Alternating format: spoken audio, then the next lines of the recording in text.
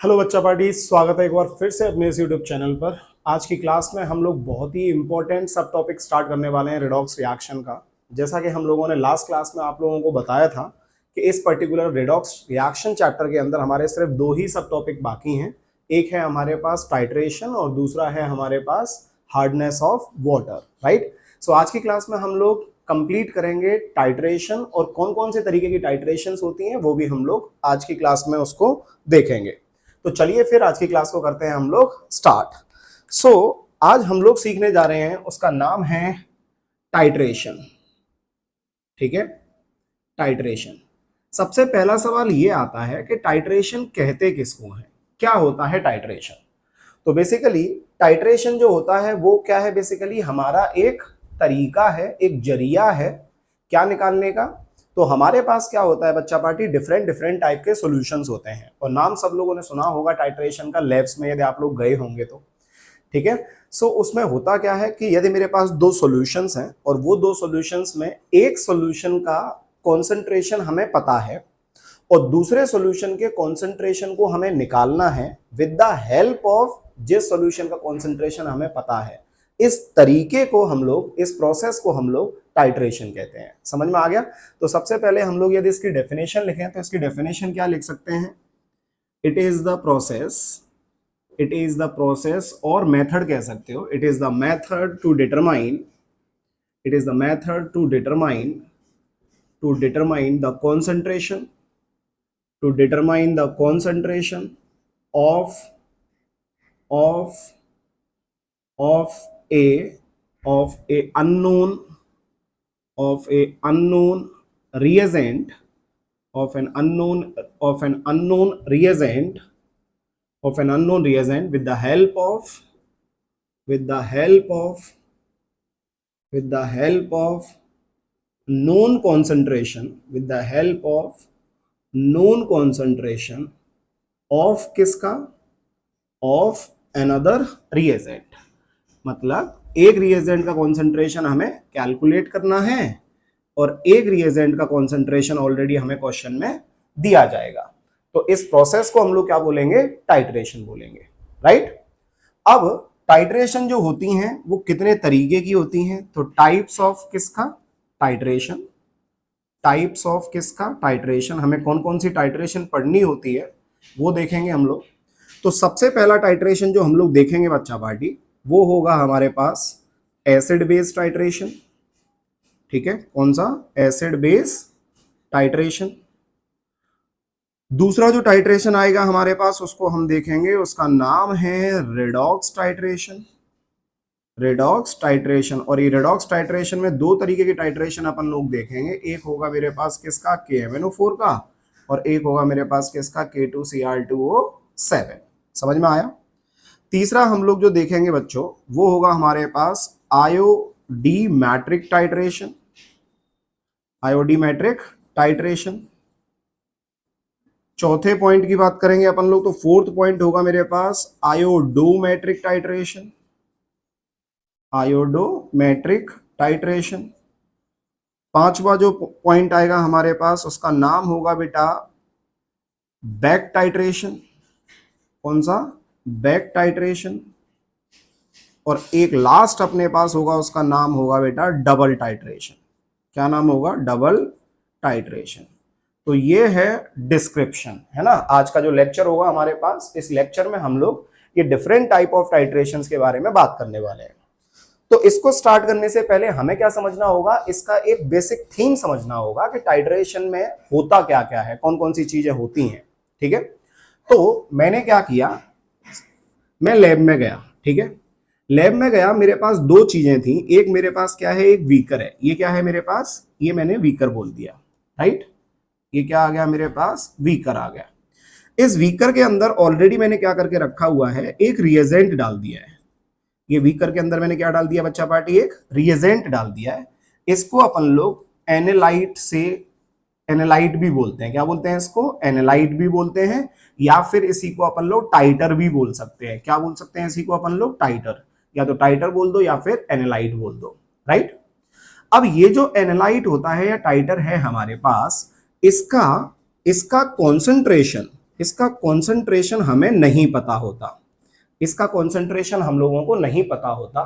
But हाँ, ये volume की बात की जाए तो वॉल्यूम तो भैया पता होगी। कैसे? अरे बीकर के साइड में यहाँ पे ऐसे मार्क दिए जाते हैं, तो मार्क दिए जाते हैं तो वो मार्क के बेसिस पे हम लोग बता सकते हैं कि 10 ml है, 5 ml है, 20 ml है, कितना ml है, तो वो हम लोग इजिली यहाँ से मेजर करके या देख के बता सकते हैं, राइट। तो इस जो रिएजेंट है इसके अंदर वो कुछ भी हो सकता है, राइट। ये कुछ भी हो सकता है, ये एसिड हो सकता है, ये बेस हो सकता है, ये ऑक्सीडाइजिंग एजेंट हो सकता है, रिड्यूसिंग एजेंट हो सकता है, ये कुछ भी हो सकता है। बट मुझे सिर्फ इतना पता है कि इसको अपन लोग जो भी भरा हुआ है इसके अंदर, इसको एनालाइट बोलेंगे या फिर टाइटर के नाम से बोलेंगे इसको, जिसका कॉन्सेंट्रेशन हमें क्या करना होता है, निकालना होता है, और वॉल्यूम इसका हमको पता होता है। क्लियर है यहां तक? अब ऊपर से क्या है, ये मेरे पास एक और चीज आती है, और इस चीज को हम लोग क्या बोलते हैं बच्चा पार्टी, ये होता है हमारा ब्यूरेट। क्या होता है, जल्दी बोलो फटाफट से। ये इसको हम लोगों ने क्या बोल दिया, ये ब्यूरेट हो गया। क्या हो गया, जल्दी बोलो फटाफट से। इसको मैंने क्या बोल दिया, ये ब्यूरेट हो गया। तो ये बीकर है और ये ब्यूरेट है, तो ब्यूरेट के अंदर भी क्या होगा, दूसरा रिएजेंट भरा होगा। ब्यूरेट के अंदर क्या होगा बच्चा पार्टी, दूसरा रिएजेंट भरा होगा। और इस साइड में एक मैंने क्या लगा दिया, एक नोब लगा दी। क्या लगा दी, इस साइड में मैंने एक नोब लगा दी।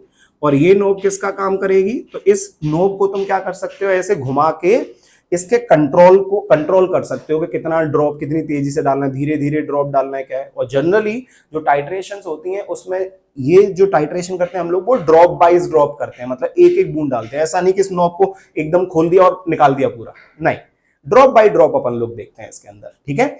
सो इससे अपन लोग क्या कर सकते हैं, इस रिएजेंट को इसके अंदर जो आ रहा है इसको क्या कर सकते हैं, कंट्रोल कर सकते हैं। इस साइड से क्या होगा, ये ड्रॉप बाय ड्रॉप इसके अंदर आता जाएगा। डन यहां तक? अब इस पूरी थीम को अपन लोग क्या बोलेंगे, इसको हम लोग टाइट्रेशन बोल रहे हैं। अब इस साइड में देखोगे तो यहां पे भी क्या होता है बच्चा पार्टी, इस तरीके से कुछ मार्क होते हैं ना, इस तरीके से मार्क होते हैं। तो इसके बेसिस पे हम लोग क्या बता सकते हैं कि भैया इसका वॉल्यूम हम लोगों को पता है, बिल्कुल पता है। इसका वॉल्यूम कैसा होगा, नोन होगा। इसका वॉल्यूम कैसा होगा, नोन होगा। और ये जो इसके अंदर ब्यूरेट के अंदर आप लोगों ने भरा हुआ है, इसको हम लोग बोलते हैं टाइट्रेंट। क्या बोलते हैं, जल्दी बोलो फटाफट से। इसको बोलते हैं टाइट्रेंट। तो ये हो गया अपने पास कौन सा चीज, टाइट्रेंट। और ये कौन सा चीज हो गया अपने पास, टाइटर, या फिर इसको बोलेंगे अपन लोग एनालाइट। क्लियर है सब लोगों को?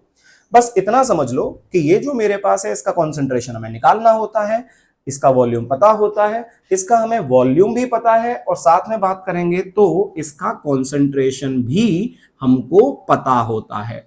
समझ में आ रहा है? इसका कॉन्सेंट्रेशन भी हमको पता होता है।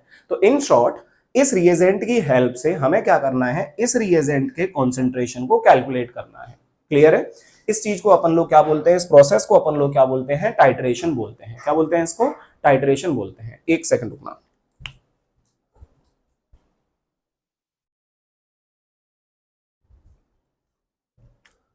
चलो बच्चा पार्टी, हमें ये पता लग गया कि टाइट्रेंट क्या होता है और टाइट्रेट क्या होता है, ठीक है, या फिर एनालाइट क्या होता है, या फिर टाइटर क्या होता है। क्लियर है? अब हम लोग नेक्स्ट चीज देखने जा रहे हैं कि जो हम लोगों ने सोल्यूशन ऊपर से डाला था या रिएजेंट ऊपर से डाला था, जिसको हम लोग क्या बोल रहे थे, टाइट्रेंट बोल रहे थे, वो टाइट्रेंट भी बेसिकली दो तरीके का होता है, ठीक है। So next is types of किसका, types of titrant. Types of किसका, टाइट्रेंट। तो ये टाइट्रेंट जो होता है ये दो तरीके का होता है। Titrant are of two types. Titrant are of two types. कौन कौन सा? पहला जो है हमारे पास, उसको हम लोग बोलते हैं प्राइमरी, प्राइमरी टाइट्रेंट। क्या बोलते हैं उसको, प्राइमरी टाइट्रेंट। तो प्राइमरी टाइट्रेंट बोलेंगे, या फिर इसी को प्राइमरी स्टैंडर्ड सॉल्यूशन भी बोल सकते हैं। क्या बोल सकते हैं इसी को, primary standard solution. Primary standard solution के नाम से भी जानते हैं। क्लियर है? अब ये जो मेरे पास प्राइमरी टाइट्रेंट या फिर प्राइमरी स्टैंडर्ड सॉल्यूशन है, ये क्या होता है, दिस रिएजेंट या this solution has fixed weight and do not react with moisture and O2 present in किसके अंदर, प्रेजेंट इन किसके अंदर, एयर। तो बेसिकली प्राइमरी टाइट्रेंट जो होता है ना बच्चा पार्टी, ये इसका मास कैसा होता है, फिक्स्ड होता है, इसका मास फिक्स्ड है, और जो मेरे पास एटमॉस्फेयर है उस एटमॉस्फेयर में जो O2 होगा या फिर जो मॉइस्चर प्रेजेंट होगा उसके साथ ये रिएक्ट नहीं करता है। ठीक है। तीसरा चीज, हाईली कैसा होता है, ये हाईली स्टेबल होता है। कैसा होता है ये, हाईली स्टेबल होता है। क्लियर है, हाईली स्टेबल होता है। Very less hygroscopic in nature, very less hygroscopic in nature. Hygroscopic मतलब ये हुआ कि एब्जॉर्ब करने की जो टेंडेंसी है H2O, जो वाटर मेरे पास जो मॉइस्चर है उसको एब्जॉर्ब करने की टेंडेंसी है वो कैसी है, बहुत कम है। ठीक है। दूसरा चीज क्या बोल सकते हैं कि वी कैन डायरेक्टली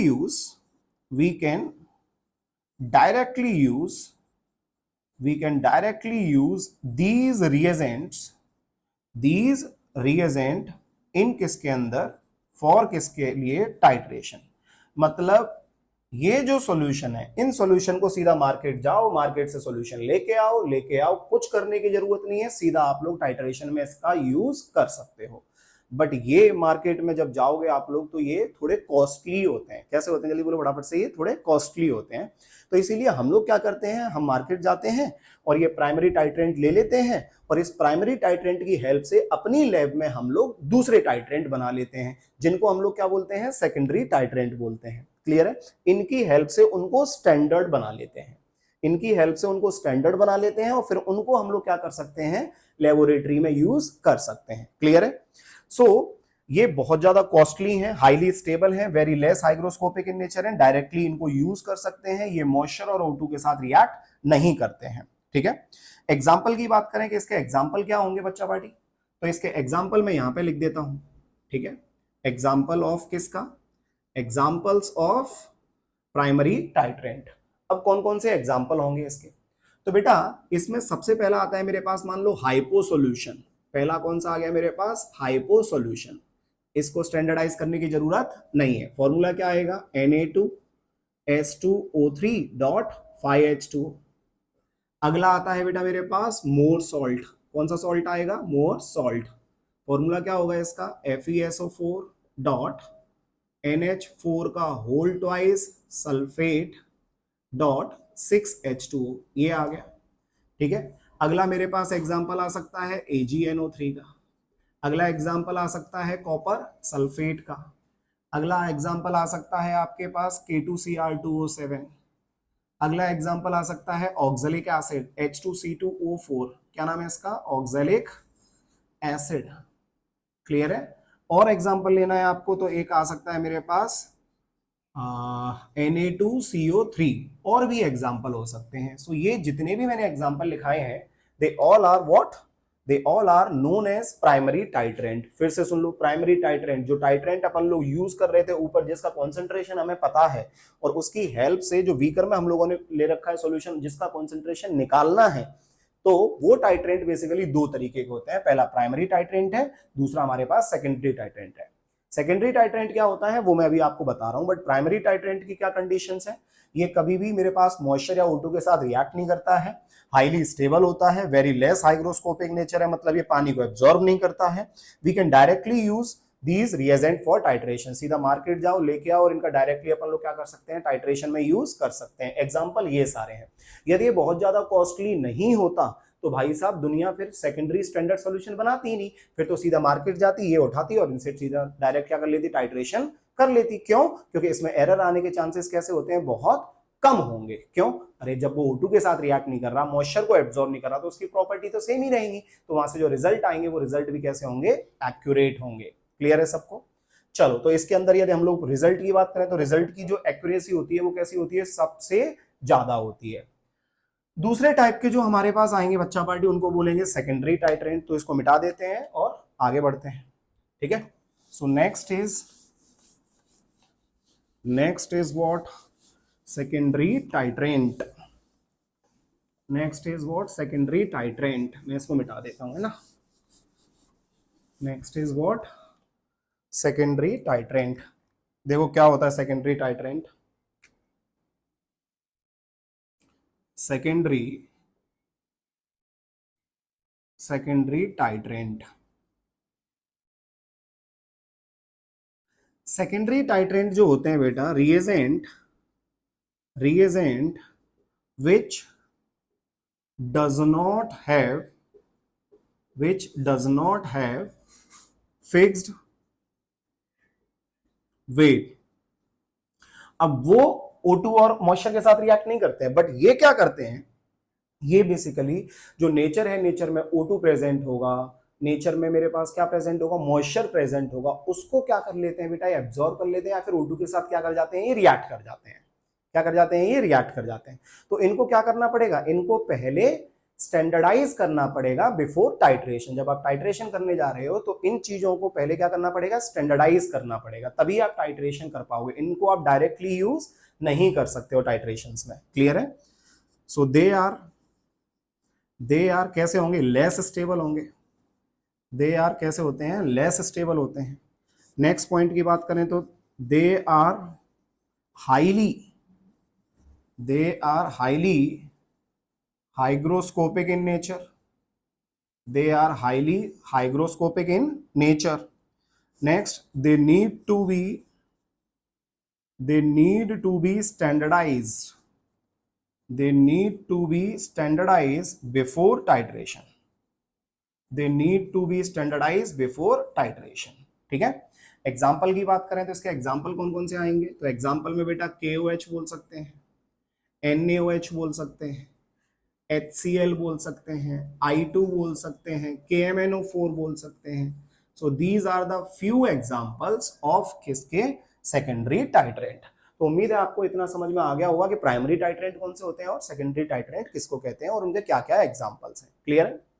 अब होता क्या है कि हम लोग बात करें कि जैसे इस जगह पे मैंने क्या बनाया था, ये मेरे पास क्या था, ये ब्यूरेट था। ये क्या था मेरे पास, एक मैंने ब्यूरेट बनाया था कुछ ऐसे, और इस साइड में ये क्या था मेरे पास, वीकर था। वीकर के अंदर मैंने क्या लिया हुआ है, तो वीकर के अंदर जो ले रखा है इसको मैंने क्या बोला था, इसको बोला था एनालाइट। क्या बोला था इसको, एनालाइट, जिसका कॉन्सेंट्रेशन मुझे नहीं पता है क्या है, वॉल्यूम पता है। इसके अंदर मैंने क्या भर के रखा हुआ है, इसके अंदर भर के रखा था मैंने टाइट्रेंट। ये टाइट्रेंट है, और इस टाइट्रेंट का मुझे क्या पता है, इस टाइट्रेंट का कॉन्सेंट्रेशन भी पता है और मुझे वॉल्यूम भी पता है, दोनों चीजें पता है। तो टाइट्रेंट की बात तो हो गई कि दो तरीके के होते हैं, एनालाइट की भी बात हो गई। बट बात ये आती है कि मान लो मैंने क्या देखा कि मेरे पास क्या है, एक एनालाइट लिया मैंने और एक मैंने क्या ले रखा है, टाइट्रेंट ले रखा है। अब टाइट्रेंट को ऊपर से मैं ड्रॉप बाय ड्रॉप इसके अंदर डाल रहा हूं। इसका जब मैंने कलर देखा तो ये कलरलेस है, इसका जब मैंने कलर देखा तो ये भी कलरलेस है, ये भी कलरलेस है, ये भी कलरलेस है। मैं drop by drop, drop by drop, drop by drop डालता जा रहा हूं। तो भाई मुझे कैसे पता लगेगा कि ये टाइट्रेशन कब कंप्लीट होगी, मतलब वो पॉइंट नहीं निकाल पाऊंगा ना, दोनों ही मेरे पास कलरलेस है। तो कुछ तो ऐसा होना चाहिए जो मुझे दिखे कि हाँ भाई मुझे अब ये ड्रॉप डालना बंद कर देना चाहिए, क्योंकि मेरी रिएक्शन क्या हो चुकी है, कंप्लीट हो चुकी है। तो इस चीज को बताने के लिए हम एक ऑक्सिलरी सब्सटेंस डालते हैं इसके अंदर, और उस सब्सटेंस को हम लोग इंडिकेटर कहते हैं। क्या कहते हैं, जल्दी बोलो फटाफट से, इंडिकेटर। तो इसके अंदर हम लोग एक ऑक्सिलरी सब्सटेंस डालेंगे जिसका नाम दिया गया है क्या, इंडिकेटर। तो ये इंडिकेटर क्या काम करता है सर, तो ये इंडिकेटर का हम लोगों ने क्या किया, उसके अंदर 3-4 ड्रॉप डाल दिए, और वो ड्रॉप डालने के बाद हम लोग टाइट्रेशन करा रहे हैं। जब हम टाइट्रेशन कराएंगे तो ये इंडिकेटर की प्रॉपर्टी होती है कि ये एसिडिक और बेसिक मीडियम में अपने कलर को चेंज कर देता है। तो जब इसका कलर चेंज होगा या फिर कलर आएगा तो मैं बता सकता हूं कि हाँ भाई ये पॉइंट आ चुका है, जिस पॉइंट पे मेरा रिएक्शन क्या हो चुका है, कंप्लीट हो गया है, और मैं ऊपर से ड्रॉप डालना क्या कर दूंगा, बंद कर दूंगा, और कह दूंगा कि हाँ मेरी टाइट्रेशन डन हो गई है। बात समझ में आ गया? तो ये काम है इसका इंडिकेटर का। इंडिकेटर के ऊपर बहुत डिटेल डिस्कशन करेंगे हम लोग, चैप्टर का नाम है आयोनिक इक्विलिब्रियम। सो ये 11th का ही पार्ट है, तो जब हम लोग पढ़ेंगे तब मैं आप लोगों को बताऊंगा डिटेल में कि इंडिकेटर कौन कौन से होते हैं, कितने टाइप के इंडिकेटर होते हैं, और इनकी जनरल वर्किंग क्या होती है उसके अंदर। बट स्टिल अभी मैं आपको 2 तरीके के इंडिकेटर के बारे में बताऊंगा, क्योंकि उनके ऊपर हमारे पास क्वेश्चंस इस चैप्टर में देखने को मिलते हैं। ठीक है? सो नेक्स्ट चलते हैं अपन लोग किसके पास, इंडिकेटर के पास। इंडिकेटर क्या होता है, नेक्स्ट इज व्हाट, इंडिकेटर क्या होता है। सो बच्चा पार्टी, यदि हम लोग इंडिकेटर की बात करें तो टाइप्स ऑफ किसका, types of indicator, types of किसका, इंडिकेटर। तो जो इंडिकेटर होते हैं मेरे पास ये दो तरीके के होते हैं ना, they are of two types, they are of two types. First होता है मेरे पास एसिडिक इंडिकेटर। क्या होता है फर्स्ट मेरे पास? Acidic indicator. कौन सा होता है? Acidic indicator. अब एसिडिक इंडिकेटर में बहुत सारे एग्जांपल होते हैं, बट हम लोग इस चैप्टर में मोस्टली देखने को मिलेगा HPH। ये क्या करता है? ये बेसिकली डिसोसिएट होता है H प्लस में और पीएच माइनस के अंदर। इसको अपन लोग बोलते हैं बेटा फिनोप्थलीन। क्या बोलते हैं इसको? जल्दी बोलो फटाफट से। फिनोप्थलीन। तो फिनोल्फथलीन है तो पी साइलेंट है, तो इसको हम लोग फिनोप्थलीन बोल देते हैं। क्लियर है? ये कैसा इंडिकेटर है? तो यहां से H प्लस आ रहा है मेरे पास, तो ये एसिडिक इंडिकेटर हो जाएगा। बेटा इनिशियली हम लोग देखते हैं कि जो फिनोप्थलीन होता है ये कैसा होता है मेरे पास? कलरलेस होता है। क्या होता है ये? कलरलेस होता है। और इसमें जो रंग आता है ये मेरे पास कैसा कलर आ जाता है? पिंक। तो इन शॉर्ट इनिशियली मेरे पास ये कलरलेस था, तो जब ये रिएक्शन कंप्लीट होगी तो उस पॉइंट पे ये कैसा रंग दिखा देगा? उस रेंज में, उस पीएच रेंज में क्या दिखा देगा? देख, ये पिंक कलर दिखा देगा। और जैसे ही पिंक कलर आ जाएगा तो मैं कह दूंगा कि हाँ भाई साहब मेरी ये टाइट्रेशन क्या हो चुकी है? कंप्लीट हो चुकी है। बट ऐसे ही नहीं कि हर जगह पे मेरे पास पिंक आ जाएगा। इसकी कुछ प्रॉपर्टी होती है, इसकी रेंज होती है पीएच की, कि इस रेंज से इस रेंज के बीच में यदि सॉल्यूशन का पीएच आ गया तभी ये अपना कलर क्या करेगा? चेंज करेगा। बात समझ में आ गया? तो जो रेंज है उनके चक्कर में मत पड़ो, अभी रेंज वेंज नहीं देखना, ये सब हम लोग आयोनिक इक्विलिब्रियम में देखेंगे। ठीक है? ऐसे ही सिमिलरली दूसरा जो होता है हमारे पास उसको हम लोग बोलते हैं कौन सा indicator? Basic indicator. Basic indicator में भी बड़े सारे एग्जांपल होते हैं हमारे पास, ठीक, बट यहाँ पे हम लोग एक एग्जांपल ले रहे हैं। मैंने ले लिया MEOH। और MEOH कैसे टूटेगा मेरे पास? Me plus plus OH minus. तो इसको हम लोग क्या बोलते हैं बेटा? ये होता है हमारे पास मिथाइल ऑरेंज। क्या बोलते हैं इसको? Methyl orange. क्या बोलते हैं इसको? Methyl orange. तो ये हमारे पास बेसिक इंडिकेटर होता है। ठीक है, डन यहां तक? सो इंडिकेटर की भी बात हो गई। अब हम लोगों ने बेसिक चीज क्या कर चुके हैं? टाइट्रेंट के बारे में पता लग गया। दो तरीके के टाइट्रेंट होते हैं, वीकर पता लग गया, ब्यूरेट पता लग गया। एक रिएजेंट मेरे पास टाइटर होगा या फिर एनालाइट भी बोलते हैं इसको। ठीक है, और एक कौन सा आ गया मेरे पास? टाइट्रेंट हो गया।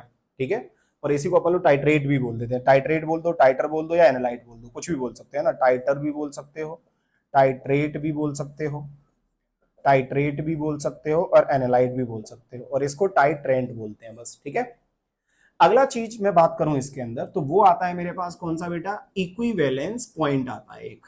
कौन सा पॉइंट आता है? Equivalence point. बड़े ध्यान से सुनना, इक्विवेलेंस पॉइंट किसको कहते हैं?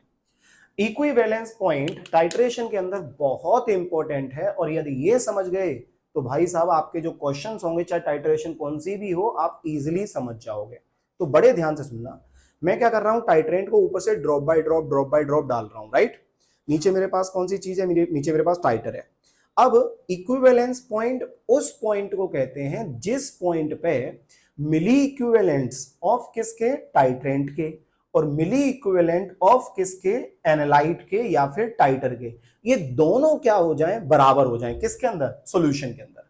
यदि सॉल्यूशन के अंदर दोनों के मिली इक्विवेलेंट सेम हो गए या फिर नंबर ऑफ इक्विवेलेंट सेम हो गए तो उस पॉइंट को हम लोग कौन सा पॉइंट बोलते हैं? इक्विवेलेंस पॉइंट बोलते हैं।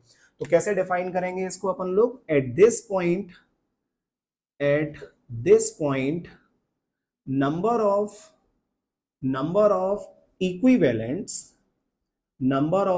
इक्विवेलेंट्स ऑफ किसका? Of titrant, number of equivalent of titrant is equal to the number of equivalent of किसका? ऑफ टाइटर बोल दो या फिर टाइट्रेट बोल दो या फिर एनालाइट बोल दो, कुछ भी बोल दो। समझ में आ गया? दोनों के नंबर ऑफ इक्विवेलेंट कैसे होंगे? सेम होंगे। उसको क्या बोलेंगे अपन लोग? इक्विवेलेंस पॉइंट के नाम से जानते हैं। क्लियर है? एक पॉइंट और आता है, उसके बाद में इसकी जो बेसिक डेफिनेशन है वो क्या होगी? सारी कंप्लीट हो जाएंगी। ठीक है, एक पॉइंट और आता है, नाम क्या है उसका? नाम है एंड पॉइंट। क्या नाम है बच्चा पार्टी उसका? And point. ये एंड पॉइंट क्या होता है बेटा? सो ये जो पॉइंट है ये बेसिकली होता है बेटा, ये थ्योरेटिकल पॉइंट है। कैसा पॉइंट है मेरे पास? ये थ्योरेटिकल पॉइंट होता है, और ये पॉइंट होता है एक्सपेरिमेंटल। ये कैसा होता है मेरे पास? ये एक्सपेरिमेंटल पॉइंट होता है। क्लियर है? ये एक्सपेरिमेंटल पॉइंट है। सो अब हम लोग ये बोलते हैं कि ये एक्सपेरिमेंटल पॉइंट हमें किसके बारे में बताता है, तो it states about the completion of किसका टाइट्रेशन, कि टाइट्रेशन किस जगह पे मेरे पास कंप्लीट हो रही है उसके बारे में कौन बताता है मेरे पास, ये एंड पॉइंट हो गया, राइट। अब हम लोग ये देखते हैं कि जो डिफरेंस आएगा, डिफरेंस किसके अंदर, इक्विवेलेंस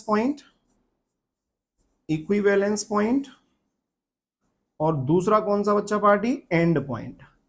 इनके बीच का जो डिफरेंस आएगा, इसको अपन लोग बोलते हैं टाइट्रेशन एरर। क्या बोलते हैं इसको, जल्दी बोलो फटाफट से, टाइट्रेशन एरर के नाम से जानते हैं। इसका मतलब ये हुआ कि ये जो दोनों पॉइंट हैं, इक्विवेलेंस पॉइंट और एंड पॉइंट, ये दोनों के दोनों कैसे होने चाहिए, नियर अबाउट सेम होने चाहिए। जितने ज्यादा ये क्लोज आएंगे तुम्हारे वो टाइट्रेशन का एरर उतना कम होगा, और जितना ज्यादा डिफरेंस होगा इनके बीच में बेटा तुम्हारा टाइट्रेशन उतना ही कैसा होगा, गलत होगा। डन यहां तक। सो ये कहानी है हमारे पास किसकी, इंडिकेटर की, इक्विवेलेंस पॉइंट, एंड पॉइंट। और इंडिकेटर क्या करता है, हमारे पास कलर दिखाएगा, और ये कलर कहां दिखाएगा, मेरे पास इक्विवेलेंस पॉइंट पे दिखाता है। किस जगह पे दिखाएगा, ये इक्विवेलेंस पॉइंट पे ये कलर शो करता है। डन यहां तक, चलें आगे, चलो। सो अब बढ़ते हैं हम लोग डिफरेंट टाइप ऑफ टाइट्रेशंस के साथ, डिफरेंट टाइप ऑफ किसका, टाइट्रेशंस के साथ, ठीक है। सबसे पहला इजी वाला उठा लेते हैं, सबसे इजी कौन सा है, तो इजी तो सभी हैं, इजी सब हैं, ठीक है, बस आप समझते चलना। अब आपको क्या इजी लगता है वो आपको पता होगा, ठीक है। सो सबसे पहले हम लोग चलते हैं किसके साथ, एसिड बेस टाइट्रेशन। सबसे पहला कौन सा बच्चा पार्टी, एसिड बेस टाइट्रेशन। अब ध्यान देना सब लोग, क्या है, मैंने क्या किया, यहां पे मेरे पास एक क्या बना दिया, ये ब्यूरेट है, ये ब्यूरेट बना दिया, ठीक है, ये ब्यूरेट हो गया कुछ ऐसा, और नीचे क्या आ गया मेरे पास, ये बीकर आ गया, ये बीकर है। अब इसके अंदर मान लो मैंने क्या डाल रखा है, NaOH डाला है। जरूरी नहीं है कि तुम NaOH डालो, तुम कुछ और डाल सकते हो, तुम HCl डाल सकते हो, या फिर कोई और सॉल्ट ले सकते हो, तुम्हारा मन है। मैंने NaOH डाल दिया है। अब इस NaOH का जो वॉल्यूम है ये मैंने मान लिया है 100 ml, और इसकी जो मोलारिटी है वो मोलारिटी मुझे नहीं पता है कि इसकी मोलारिटी कितनी है, तो उसको मैंने M बोल दिया है। क्या बोल दिया, इसकी मोलारिटी को मैंने M बोल दिया है, राइट। इस साइड में मैंने इसके अंदर भर के रखा हुआ है क्या, HCl भर के रखा हुआ है। क्या भर के रखा हुआ है, जल्दी बोलो फटाफट से, HCl भर के रखा हुआ है। और इस HCl की मेरे को 0.1 मोलर ये मोलारिटी है, और साथ में मैंने कितना लिया हुआ है, 200 ml लिया हुआ है। तो ml तो मैं ऑलरेडी बता सकता हूं ना इससे देख के, 1 2 3 4। तो इसका हमें क्या पता होगा, इसका हमें वॉल्यूम भी पता होगा, और इसका हमें मोलारिटी भी पता होगा। बट इसका मोलारिटी हमें क्या करना है, निकालना है। तो हम क्या कर सकते हैं, इसकी हेल्प से इसकी मोलारिटी को कैलकुलेट कर सकते हैं। समझ में आ गया। सो ये निकालने के लिए हमें क्या करना है, जस्ट ये देखना है कि मान लो इनिशियली मेरे पास NaOH था, इसमें ऊपर से आपने क्या डाला है, HCl डाला है। अब एक पॉइंट होता है मेरे पास, कौन सा पॉइंट है बेटा, एट इक्विवेलेंस पॉइंट। कौन सा पॉइंट है, एट इक्विवेलेंस पॉइंट। अब देखो रिडॉक्स में तो कुछ नहीं है, रिडॉक्स में तो बड़ा इजी है, दोनों का रिएक्शन हो जाएगा। क्या होगा, HCl आ गया, HCl किसके साथ रिएक्ट कर गया, NaOH के साथ, तो ये क्या बना देगा, ये NaCl बना देगा प्लस H2O बना देगा। और सीधा हम लोग किसकी बात कर रहे हैं, एट इक्विवेलेंस पॉइंट। तो एट इक्विवेलेंस पॉइंट पे तो हमको पता है ना क्या, नंबर ऑफ इक्विवेलेंट ऑफ किसका, HCl, ये बराबर होना चाहिए किसके, number of equivalent of NaOH। समझ में आया। बट आयोनिक में जब हम लोग देखेंगे तो हम लोगों को तो ये देखना है कि T is equals to zero, मतलब इसका कोई भी ड्रॉप इसके अंदर नहीं गया है। तब से लेकर जब इसका ड्रॉप हम डालने लगे तब तक pH में कितना चेंज आएगा उसके हम लोग ग्राफ बनाते हैं। तो ग्राफ बनता है किसका, pH वर्सेस वॉल्यूम यूज्ड, किसका, टाइट्रेंट, उसके अंदर हम लोग देखते हैं, ठीक है। तो वहां पे हम लोगों के पास कई चीजें आती हैं, बफर सॉल्यूशन बनता है, हाइड्रोलिसिस बनता है, ठीक है। बफर सॉल्यूशन बनेगा, हाइड्रोलिसिस बनेगा, तो ये, और एक बिफोर इक्विवेलेंस पॉइंट होगा, एक आफ्टर इक्विवेलेंस पॉइंट होगा। तो वो सब चीजें बात की हैं। तुम्हें तो सिर्फ यहाँ पे क्या देखना है कि रिडॉक्स रिएक्शन के अंदर एसिड बेस टाइट्रेशन में सिंपल ऐसे क्वेश्चन आएंगे, इन क्वेश्चन में हर एक क्वेश्चन में आपको जस्ट यही लगा देना है, क्या, number of equivalent of acid is equal to number of equivalent of base. तो यहाँ पे number of equivalent of acid की बात करें तो ये ऑलरेडी हमको पता है, कितना दे रखा है भैया, 0.1 इंटू मोलैरिटी 0.1 है, वॉल्यूम कितनी दे रखी है 200 ml, वॉल्यूम कितनी है 200 ml है, ठीक है, इनटू इसका एन फैक्टर, तो HCl का एन फैक्टर पता है अपने को 1 इज इक्वल्स टू किसके बराबर होगा, इसका वॉल्यूम 100 आ गया, इनटू मोलैरिटी मुझे नहीं पता है कितनी है, इनटू वॉल्यूम की बात करेंगे तो, अच्छा वॉल्यूम तो हो गया 100, मोलैरिटी हो गया कितना m, और NaOH का एन फैक्टर भी कितना होता है 1 होता है। तो यहाँ पे क्या कर सकते हो, 100 से कितनी बार चला जाएगा ये 2 टाइम्स, देयरफॉर मोलैरिटी जो आएगी बेटा वो आ जाएगी 2 इंटू 0.1 विच इज 0.2, खत्म, आंसर। समझ में आ गया। इस तरीके से हम लोग क्या कर सकते हैं, इनको सॉल्व कर सकते हैं, इस तरीके से हम लोग क्या कर सकते हैं, इनको सॉल्व कर सकते हैं। समझ में आया। ऐसे ही आप क्या कर सकते हो, यहाँ पे और वैल्यूज को चेंज करते जाओ, इधर वैल्यू चेंज करते जाओ, इधर वैल्यू चेंज करते जाओ, तो आपका क्या होता जाएगा, ये तरीका यही रहेगा, आंसर अलग होता जाएगा। समझ में आया सबको। सो ये हो गया हमारे पास कौन से, एसिड बेस टाइट्रेशन, सबसे इजी है ये ना, acid base titration. Number of equivalent आपको क्या करना है, जस्ट बराबर करना है, राइट। बढ़ते हैं आगे, बढ़ते हैं आगे। नेक्स्ट है बच्चा पार्टी हमारे पास जिसका नाम है, जिसका नाम है रेडॉक्स टाइट्रेशन। क्या नाम है हमारे पास, जल्दी बोलो फटाफट से, रेडॉक्स टाइट्रेशन। क्या नाम है, रेडॉक्स टाइट्रेशन। तो second one is what, redox titration, second one is what, redox titration. अब जो रेडॉक्स टाइट्रेशन है इसमें क्या देखना है, इसमें मैंने आपको बताया था कि एक मेरे पास क्या होगा, ऑक्सीडाइजिंग एजेंट, और एक मेरे पास क्या होगा बच्चा पार्टी, रिड्यूसिंग एजेंट। क्या होगा मेरे पास, रिड्यूसिंग एजेंट। जरूरी नहीं है कि आप ऑक्सीडाइजिंग एजेंट को ही यहाँ पे लो, आप यहाँ पे रिड्यूसिंग एजेंट को भी ले सकते हो, आप यहाँ पे ऑक्सीडाइजिंग एजेंट को भी ले सकते हो, तो कोई भी कहीं पे भी आ सकता है। तो इस बात की टेंशन नहीं होनी चाहिए कि कौन किधर जाएगा, क्लियर है। अब मुझे ये समझ में आया कि रिडॉक्स टाइट्रेशन के अंदर मुझे क्या देखना है। तो पहला मेरे पास जो देखते हैं हम लोग वो KMnO4 देखते हैं। कौन सा देखते हैं, जल्दी बोलो फटाफट से, KMnO4 देखते हैं। कौन सा देखते हैं, जल्दी बोलो, KMnO4। इसका रंग कैसा होता है मेरे पास, पर्पल होता है। कैसा होता है, जल्दी बोलो फटाफट से, ये पर्पल होता है। तो ये खुद सेल्फ इंडिकेटर का काम करता है। किसका काम करता है, जल्दी बोलो फटाफट से, ये सेल्फ इंडिकेटर, ठीक है। कैसा हो जाएगा, कलरलेस हो जाएगा। अब हमें पता है कि ये मेरे पास किस किस मीडियम में जा सकता है बेटा, एसिडिक मीडियम में भी जाता है, बेसिक मीडियम में भी जा सकता है, और ये न्यूट्रल, या फिर न्यूट्रल इसी को लिख दो, और यहां पे क्या लिख सकते हैं, strong basic solution, strong basic solution. यहाँ पे मैंने आपको बताया था कि किस में कन्वर्ट होता है, Mn+2 में।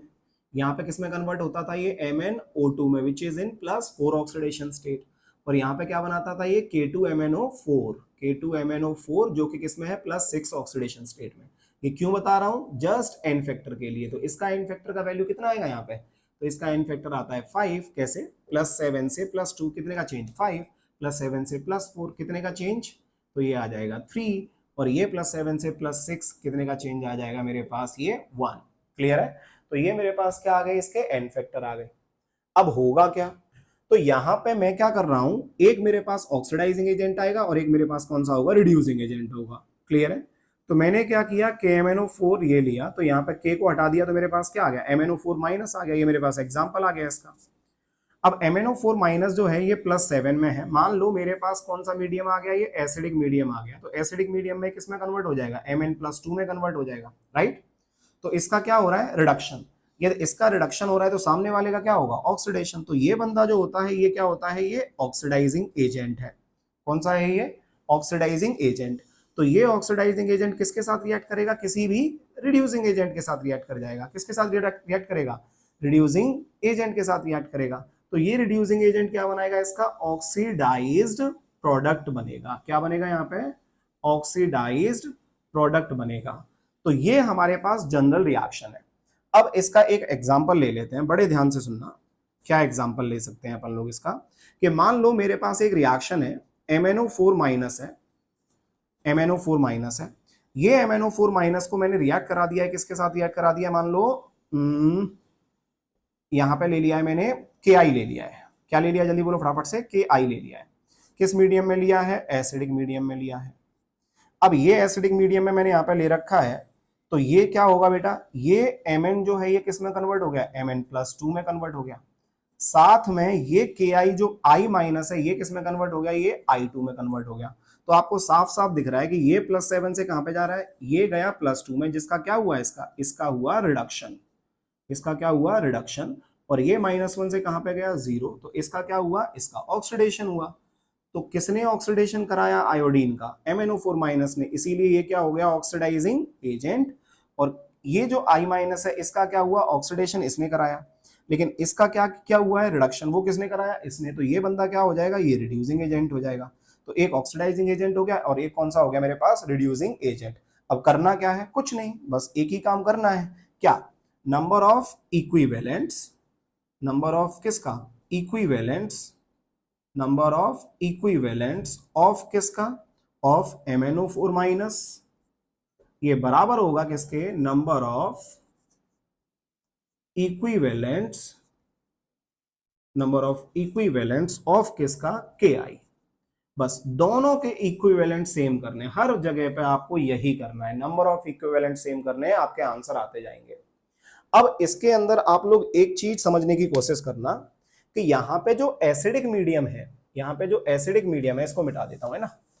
यहां पे जो एसिडिक मीडियम है, इस एसिडिक मीडियम में आपको HCl नहीं लेना है बच्चा पार्टी, इस एसिडिक मीडियम में आपको HCl नहीं लेना है। क्यों नहीं लेना है, अब आप खुद सोचो कि ये I माइनस में प्रेजेंट है, यहां पे मैंने क्या कर दिया, यहां पे मैंने HCl ले लिया, तो HCl के अंदर Cl भी किस में है, ये माइनस में है।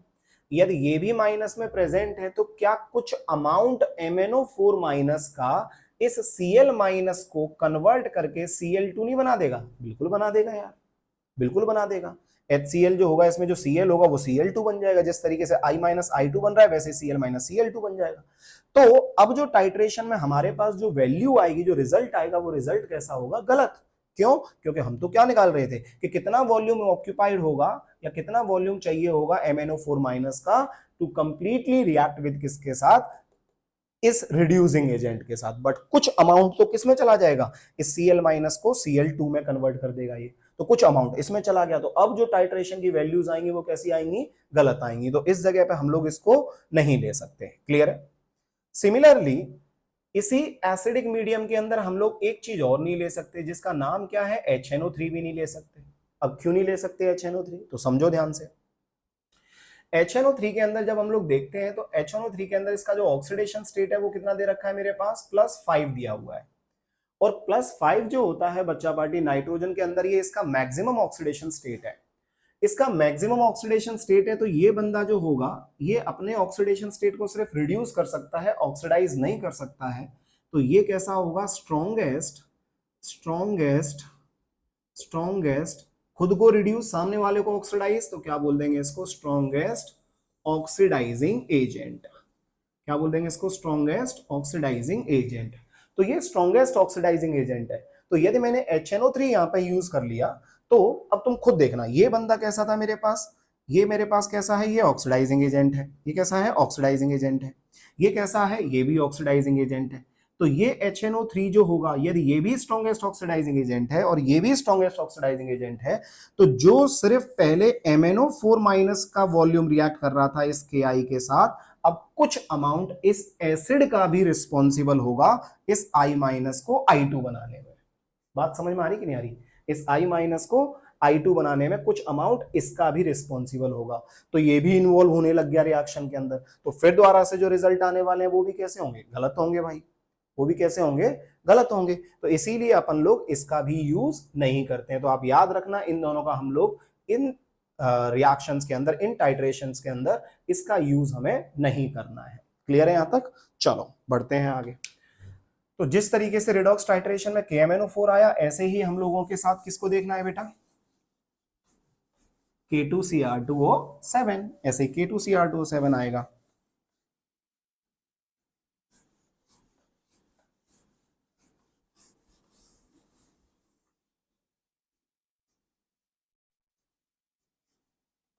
अब यहाँ पे हम लोग क्या देखते हैं, K2Cr2O7 जो होगा, K2Cr2O7 आपको कैसे मिलेगा, या तो K2Cr2O7 मिलेगा या फिर पोटेशियम हटा दो Cr2O7-2। ये किस में कन्वर्ट होता है, ये Cr+3 में कन्वर्ट होता है। इसका रंग कैसा होता है बेटा, ये ग्रीन कलर होता है। कन्वर्जन की बात करें तो यहाँ पे आपको याद रखना है कि यहाँ पे कौन सा मीडियम है, ये एसिडिक मीडियम लिख दिया, ये क्या लिख दिया मैंने, बेसिक मीडियम लिख दिया बच्चा पार्टी। और ये क्या आ गया, ए बी, यहाँ पे क्या आता है, सी, है ना, ये ए बी, और यहाँ पे क्या आएगा मेरे पास, क्रोमेट, और ये आता है मेरे पास Cr2O7-2, और ये आता है मेरे पास कौन सा, CrO4-2। ठीक है, क्लियर है, डन। सो यहाँ पे मेरे पास ये आ गया। तो ये क्या आ रहा है, एसिडिक मीडियम में बेसिकली ये कन्वर्ट हो रहा है। तो या फिर एक काम करो, इसको हटा ही देते हैं ना, इसको हटा देते हैं अभी फिलहाल के लिए। सो आप तो इसको ऐसे समझो कि ये मेरे पास आ गया इस तरीके से। अब ये कैसा होता है, यदि अपना क्या कर रहा है, ये +6 है, ये +6 से कहाँ जा रहा है, +3 में जा रहा है। यदि ये +6 से +3 के अंदर जा रहा है तो क्या आ गया बेटा, इसका रिडक्शन हुआ। रिडक्शन हुआ तो सामने वाले ने कराया होगा, तो ये बंदा कौन सा होगा, ये ऑक्सीडाइजिंग एजेंट होगा। तो फिर दोबारा से क्या कर सकते हैं, Cr2O7-2 आ गया, और इसको रिएक्ट करा दिया किसके साथ, मान लो H2S में S-2 आ गया, तो इसने क्या कर दिया बच्चा पार्टी, ये S सल्फर में कन्वर्ट कर दिया सिंपली, और ये किस में कन्वर्ट हो गया, Cr+3 में कन्वर्ट हो गया। समझ में आया, अरे क्लियर है सब लोगों को। सो यहाँ से मेरे पास ये मान लो मेरे पास क्या था, ये H2S था, क्या था, ये H2S के साथ रिएक्ट किया। अब इसी को क्वेश्चन लेके चले अपन लोग, तो क्वेश्चन क्या ले सकते हैं, मान लो इसका जो मोलैरिटी है, ये मोलैरिटी दे रखा है 0.2 मोलर, वॉल्यूम दिया है 100 ml, है ना। इसका मोलैरिटी क्या है, नहीं पता कितना है मोलैरिटी इसका, लेकिन वॉल्यूम मुझे पता है कितना है, तो वॉल्यूम 200 ml मान लिया है। तो क्वेश्चन कह रहा है मेरे से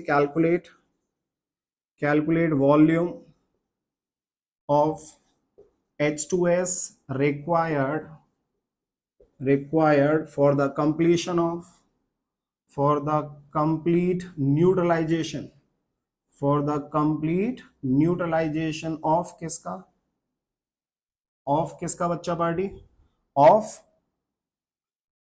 डाइक्रोमेट आयन, ऑफ किसका, डाइक्रोमेट आयन। क्या कर सकते हो भाई, क्या कर सकते हो इसके अंदर, कुछ नहीं, तो नंबर ऑफ इक्विवेलेंट्स क्या लिखोगे, नंबर ऑफ इक्विवेलेंट्स ऑफ किसका, डाइक्रोमेट Cr2O7-2, ये बराबर होगा नंबर ऑफ इक्विवेलेंट्स ऑफ किसका, H2S, ये लिख सकते हैं।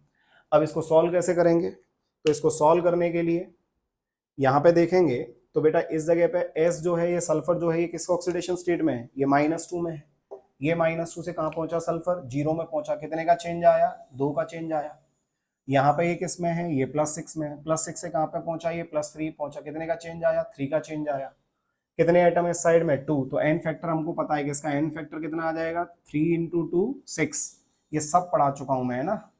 इसका एन फैक्टर कितना आएगा, तो यहाँ पे चेंज कितने का है, 2 का, एक ही आइटम है तो इसका एन फैक्टर 2 ही रहेगा। क्लियर है। So number of equivalent of किसका, Cr2O7, ये वाला करेंगे तो क्या लिख सकते हैं, molarity into volume into n factor is equals to molarity into volume into n factor. तो क्या आएगा इस जगह पे, 0.2 इंटू वॉल्यूम कितना है इसका 100 ml इंटू एन फैक्टर कितना है इसका 6 इज इक्वल्स टू, इसका मोलैरिटी कितना है नहीं पता, लेकिन वॉल्यूम पता है, हाँ कितना है 200 इंटू यहाँ पे एन फैक्टर कितना होगा इसका 2 होगा, तो 2 से कितना चला गया, ये 3 टाइम्स चला गया, और 100 से कितने टाइम्स चला गया, 2 टाइम्स चला गया, और ये 2 से कितने टाइम्स चला गया, 0.1 टाइम चला गया। देयरफॉर मोलैरिटी जो आएगा ये आ जाएगा 0.3, कितना आ जाएगा इसका आंसर 0.3। इस तरीके से हम लोग क्या कर सकते हैं, इन क्वेश्चंस को सॉल्व कर सकते हैं, किससे रिलेटेड, जो कि रिडॉक्स टाइट्रेशन से रिलेटेड है, जो कि किससे रिलेटेड है बच्चा पार्टी, रिडॉक्स टाइट्रेशन से रिलेटेड है। क्लियर है सब लोगों को। चलो, सो एसिड बेस टाइट्रेशन डन, दूसरा हमारा रिडॉक्स टाइट्रेशन भी क्या हो गया है, डन हो गया है। ठीक है, रिडॉक्स टाइट्रेशन भी क्या हो गया हमारे पास, डन हो गया है। ठीक, चलो बढ़ते हैं आगे।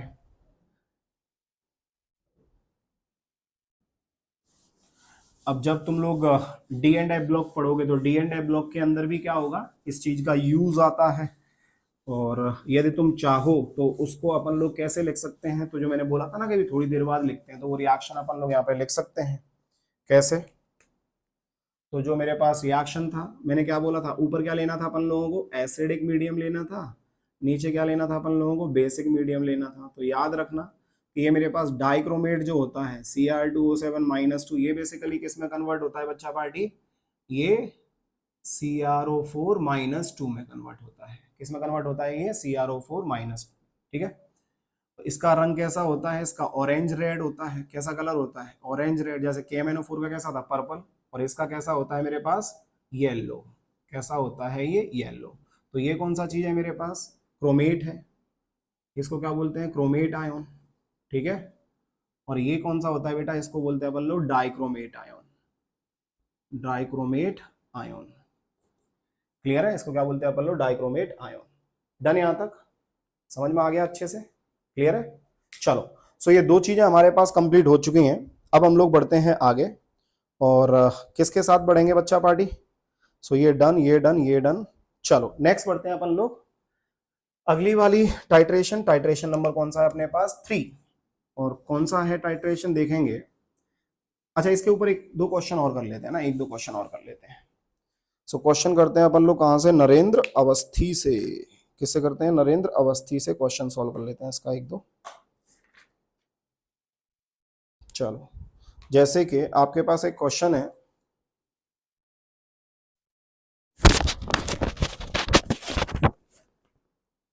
एक क्वेश्चन लिख लेते हैं। क्वेश्चन है आपके पास, KMnO4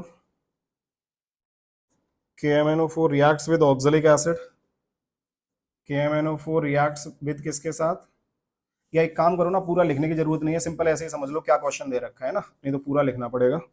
यहाँ पे एक रिएक्शन दे रखा है 2MnO4 माइनस, ये 2MnO4 minus 5C2O4 minus 2 oxalate ion के साथ रिएक्ट कर रहा है एसिडिक मीडियम में 16H प्लस। ठीक है, इसने क्या बना दिया, 2Mn+2 बनाया है, और साथ में 10CO2 आ गया, और साथ में 8H2O आ गया, ये है। अब hair 20 ml of 0.1 molar KMnO4, तो ये कितना दे रखा है बेटा, 20 ml दिया हुआ है, और 0.1 मोलर KMnO4 दिया हुआ है, 0.1 मोलर, बेसिकली ये इसका वैल्यू दिया है। अब बोल रहा है कि is equivalent to, is equivalent to. So इसने चार ऑप्शंस दिए हैं। पहला ऑप्शन है आपके पास 120 ml ऑफ, या फिर 0.25 मोलर किसका, H2C2O4। दूसरा ऑप्शन है बच्चा पार्टी आपका 150 ml ऑफ 0.10 मोलर H2C2O4। तीसरा ऑप्शन आपको दिया हुआ है 25 ml ऑफ 0.20 मोलर H2C2O4। और अगला ऑप्शन दिया है आपको 50 ml of 0.20 molar of H2C2O4। अब करना क्या है इसमें, नंबर ऑफ इक्विवेलेंट्स निकालने, नंबर ऑफ इक्विवेलेंट इसका is equal to number of equivalent इसका।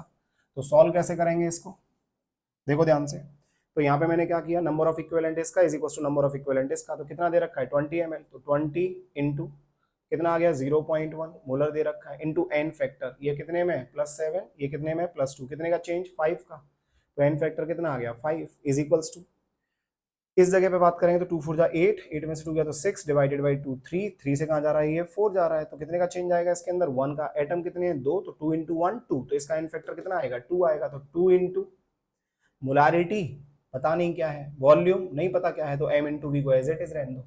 तो यहाँ से कितना हो जाएगा 2 इंटू 10 10 आ जाएगा, 10 इंटू 1 आ जाएगा, 1 इंटू 5 5 आ जाएगा। तो बेसिकली m इंटू वी का वैल्यू जो है, किसका m इंटू वी C2O4 का, वो कितना आना चाहिए 5 आना चाहिए। तो m इंटू वी देख लो इसमें से 5 किस में आएगा, है ना।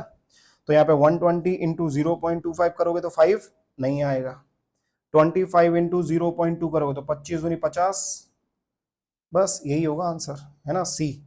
और इस साइड से 150 इंटू ये करोगे तो ये भी नहीं आएगा 5, और 50 इंटू 0.2 करोगे तो ये भी नहीं आएगा 5। तो इस तरीके से आप बता सकते हो कि इसका ऑप्शन कौन सा होगा। तो बस इस तरीके से क्वेश्चंस बनेंगे हमारे पास, क्लियर है, कर पाओगे ना भाई ऐसे क्वेश्चन, डन यहां तक। चलो नेक्स्ट क्वेश्चन और भी देख सकते हैं अपन लोग। कौन सा क्वेश्चन है ये? 164। ठीक है, तो 164 एक क्वेश्चन और कर लेते हैं, फिर आगे बढ़ेंगे। मिटा रहा हूं, है ना।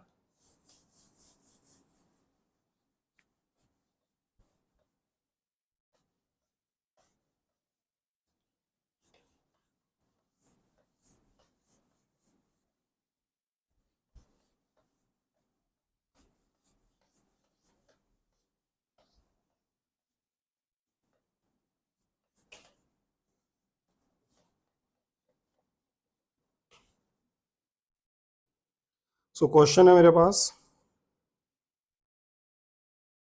व्हाट वॉल्यूम ऑफ किसका, of O2 gas measured, what volume of किसका O2 gas measured eight 1 atm and 273 Kelvin, and 273 Kelvin will be formed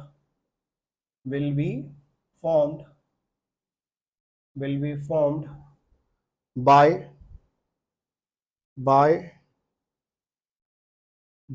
किसके द्वारा, by action of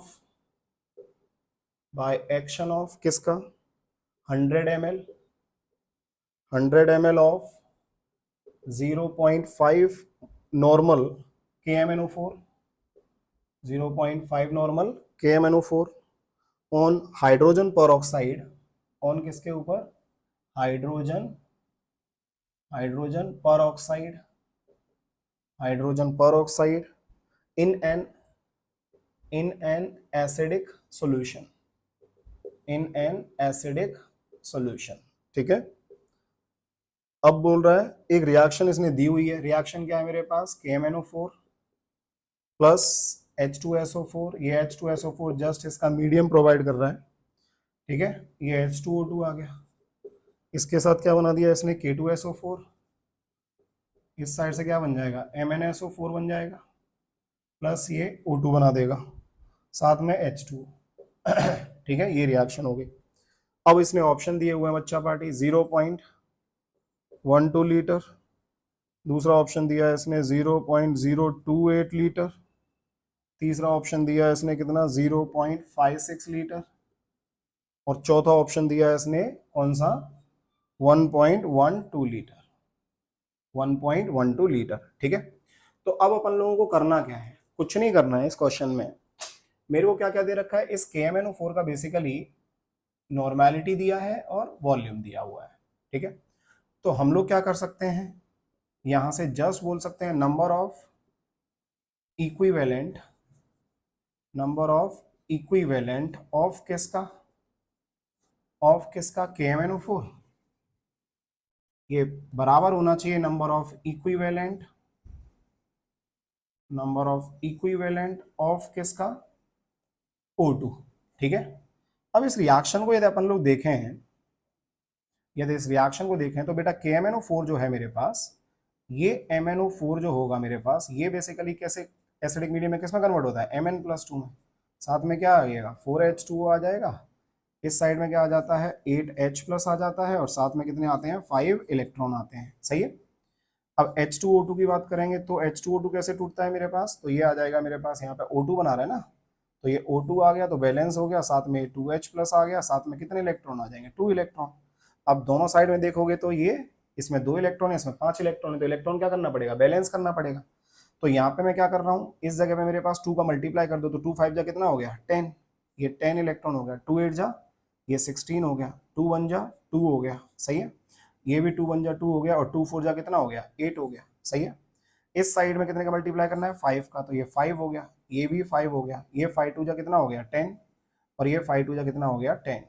अब ओवरऑल तुम रिएक्शन जब चेक करोगे तो ये 10 इलेक्ट्रॉन से 10 इलेक्ट्रॉन क्या हो गए, कैंसिल आउट हो गए, इस साइड से 10H+ इसके साथ कैंसिल आउट होंगे, तो यहाँ पे क्या बचेगा 6H+ बचेगा, ये 6H+ आ गया, प्लस 2MnO4 माइनस आ गया, प्लस 5H2O2 आ गया, ये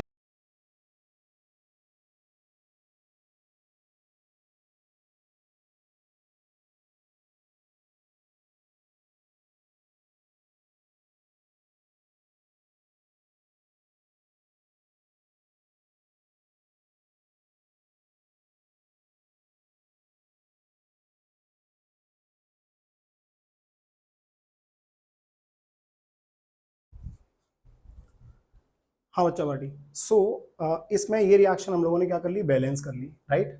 अब इस जगह पे अपन लोग देखेंगे तो KMnO4 का ये नॉर्मेलिटी ये दे रखा है और ये ml में दे रखा है। तो सबसे पहले यदि इसका हम लोग क्या निकालेंगे, नंबर ऑफ इक्विवेलेंट्स निकालेंगे।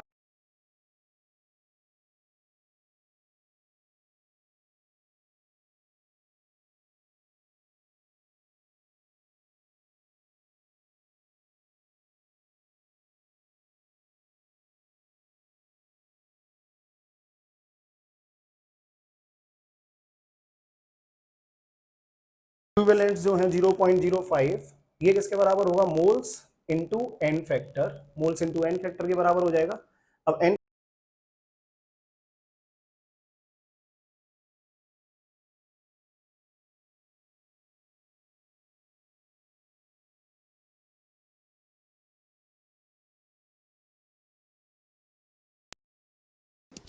इसमें हम लोग बोल सकते हैं नंबर ऑफ मोल्स इंटू क्या आ जाएगा इसका, एन फैक्टर। तो यहाँ पे मोल्स कितने आ जाएंगे इसके, नंबर ऑफ मोल्स कितने आ जाएंगे KMnO4 के, तो number of moles of KMnO4 होगा मेरे पास 0.05 डिवाइडेड बाय 5, कितना आ जाएगा 0.01 मोल आ जाएगा। अब आपको पता है कि यदि KMnO4 का इस जगह पे 0.01 मोल आ रहा है तो O2 का मोल कितना आएगा, तो number of moles of O2 की बात करेंगे तो स्टोइकोमेट्रिक कोएफिशिएंट कितना है 5 डिवाइडेड बाय स्टोइकोमेट्रिक कोएफिशिएंट कितना है 2 इनटू कितने मोल लिखेंगे अपन लोग 0.01, सो विच इज इक्वल्स टू 2 से कितना जाएगा 2.5, सो ये 2.5 इंटू 0.01, कितने के बाद पॉइंट लगाना है 2 और 1 3, तो 1 2 3, तो ये 0.025 हो जाएगा, सही है। अब हमें पता है कि एसटीपी कंडीशन पे हम लोगों को वॉल्यूम निकालना है O2 का, तो कितना आएगा, सो नंबर ऑफ मोल्स किसके बराबर होते हैं, गिवन वॉल्यूम डिवाइडेड बाय 22.4, सो 22.4 को यदि अपन लोग मल्टीप्लाई कर देंगे किसके साथ, मल्टीप्लाई कर देंगे किसके साथ 0.025 के साथ, तो हमारा आंसर आना चाहिए। तो 3 ये है 1 ये है, तो कितने जीरो लगा दूं 1 2 3 4, ये पॉइंट हट जाएगा यहाँ से और ये तीनों पॉइंट हट गए यहाँ से, ठीक है। तो 25 से कितनी बार जाएगा 25 400 400 आ जाएगा ये, ठीक है। तो नीचे क्या लिख दिया मैंने 224 डिवाइडेड बाय 400, सही है। सो ये 2 1 जा 2 2 1 जा 2 2 2 जा 4 और ये आ जाएगा 200 यहाँ पे, है ना। 2 से और जा सकता है 56 चला जाएगा ये, और ये कितना आ जाएगा 100, और इसको मैंने किया तो ये आ जाएगा 0.56 लीटर, क्लियर है। सो ये हमारा आंसर आएगा 0.56 लीटर। तो ये बेसिकली हमारी जो टाइट्रेशन है, ये टाइट्रेशन में कौन कौन सा कंप्लीट हुआ बेटा, एसिड बेस टाइट्रेशन हुआ, रिडॉक्स टाइट्रेशन हुआ और बेसिक आइडिया लिया हम लोगों ने ना। अभी इसके अंदर आयोडोमेट्रिक टाइट्रेशन, आयोडीमेट्रिक टाइट्रेशन, ये सब अभी कैसा है बाकी रह गया है।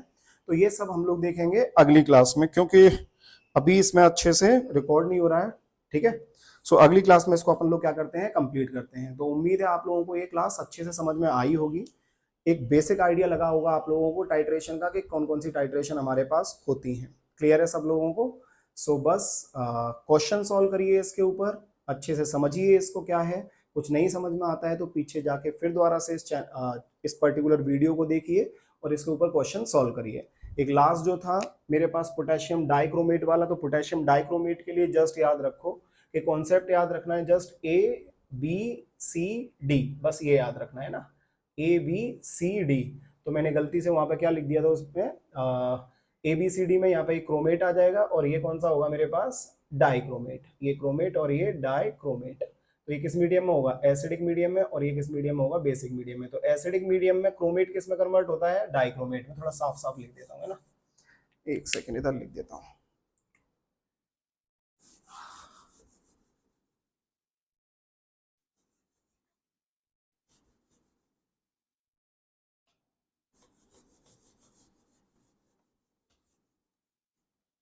यहाँ पे जो ये है इस जगह पे क्या लिख देना तुम लोग, एसिडिक, ये A आ गया, यहाँ पे क्या लिख देना, ये बेसिक, ये B आ गया। तो ABC और ये D, ऐसे याद रखो ABCD। C क्या होगा मेरे पास, ये क्रोमेट होगा और ये क्या होगा, डाइक्रोमेट होगा। समझ में आया ये। और इसका मेरे पास रंग कैसा था, येलो, और इसका कैसा था मेरे पास, ऑरेंज रेड, ऑरेंज रेड। बस ये अभी का काम नहीं है, D&F ब्लॉक में बेसिकली अपन लोगों का आएगा, बट वो मैंने पहले लिखा था तो गलती से यहाँ पे क्या लिख दिया था, डाइक्रोमेट। तो इसको आप लोग करेक्ट कर लेना, ठीक है। चलिए फिर हम लोग नेक्स्ट क्लास में बात करते हैं। Thank you.